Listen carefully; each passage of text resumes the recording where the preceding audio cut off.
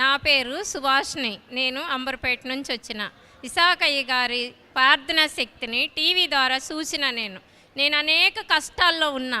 భర్తని కోల్పోయి ఒంటరిగా ఉన్నప్పుడు, బిడ్డలకి వివాహం చేయాలన్నప్పుడు ఎంతో కష్టంతో వాగ్దానాన్ని పట్టుకొని ఎత్తి పట్టుకొని దివారాత్రులు ఏడ్చుకున్నా.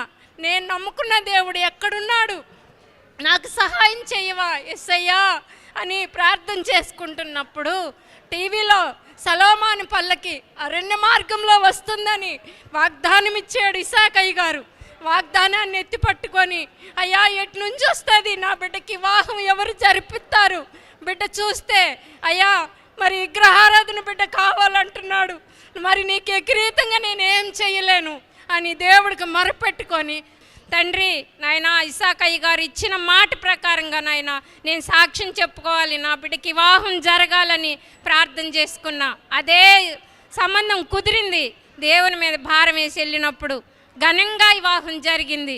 మరి వెంటనే మరి టీవీ పెళ్ళి అయిపోయినాక టీవీ దగ్గర నేను కూర్చున్నప్పుడు ఇసాకయ్య గారు అమ్మమ్మలు నాయనమ్మలు కావాల్సిన వాళ్ళు చేతులు పైకెత్తండి అన్నారు. మరి నాయన నెల కూడా కాలేదు పెళ్ళయి, మరి నేను చెయ్యెత్తాలన్నా వద్దన్నప్పుడు నా అంతరాత్మ ఎత్తుమని సెలవిచ్చింది. అప్పుడు నేను చెయ్యెత్తినప్పుడు నా కోడలు అదే నెలలో కన్ఫ్యూజ్ అయ్యింది. మరి నా తండ్రి 3వ నెల వచ్చింది, స్కానింగ్కి వెళ్తున్నాము, నీ చిత్తమేందో నా కంటికి చూపించు, మరి ఇది నిజమా ఒట్టిదా అని దేవుడు మేము భారం వేసుకొని నేను నా కోడలు నా కొడుకు వెళ్ళాము హాస్పిటల్కి. వెళ్ళినప్పుడు 3వ నెలలో స్కానింగ్ చేసి ముక్కు ఎముక లేదు, ఈ గర్భం తీసివేయాలి, ఈ గర్భం ఉంచుకోకూడదు, అయినా నెల రోజులు ఇంకొక పరీక్ష చేసి చెప్తామన్నారు.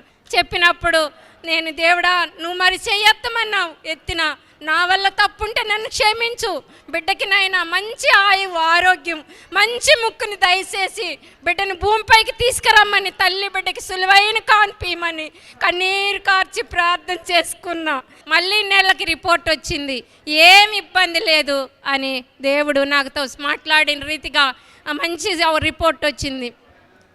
సులువైన కానిపించారు.